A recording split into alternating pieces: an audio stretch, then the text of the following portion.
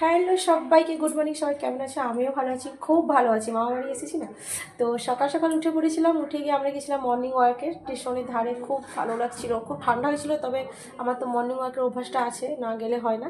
Morning work থেকে ফিরে এসে চা বিস্কুট খেয়েছিলাম। খাওয়ার পরে মামা চলে গেছিলো সজা বাজারে, তো বাজার থেকে আজকে সবাইয়ের জন্য সব রকম, যে যেটা খেতে ভালোবাসে তার জন্য সব বাজার করে এনেছে। আছে কাতলা মাছের মাথা, এটা হচ্ছে আমার বর খাবে, মুড়ি ঘন্ট হবে। মটন, এটা মাই ফেভারিট। এটা আছে মটন, আমাদের সবাই খাবো, যে যার উদ্দেশ্যে আনা হয়েছে। এখানে আছে মটন, এখানে আছে খয়রা মাছ, আর এখানে আমার মেয়ের জন্য আছে পমফ্রেট, আর এটা হচ্ছে পাবদা।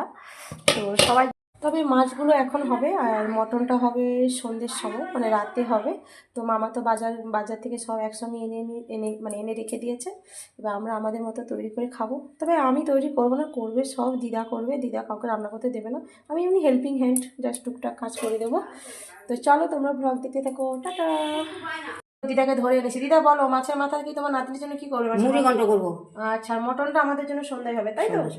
আর তোমার নাতির মেয়ের জন্য হবে পমফ্রেট, আর কি ওটা? মাছ ভাজা, আর পাবদা আছে। হ্যাঁ, তো তুমি একাই কি রান্না করবে? আমি একাই করবো। আমাকে কিছু করতে দেবে না? না।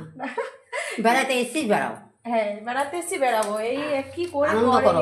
কত কাজ করে বাবা, কবে আসবে তার নাই ঠিক। আমরা বছরে একবার আসি, তো তাই দিদা কিছু করতেও দেয় না, নিজের হাতে বানিয়ে সব কিছু খাওয়ায়। চলো সবাইকে টাটা।